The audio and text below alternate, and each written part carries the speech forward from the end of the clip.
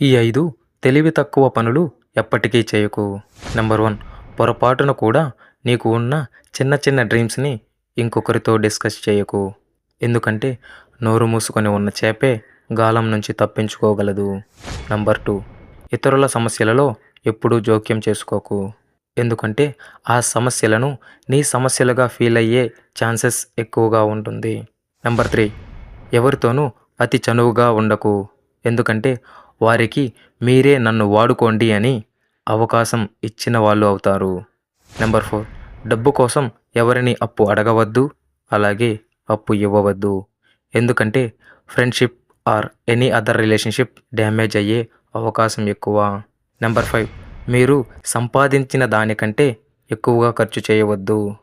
ఎందుకంటే అది మిమ్మల్ని ముందున్న దానికంటే పేదవాడిని చేయగలదు.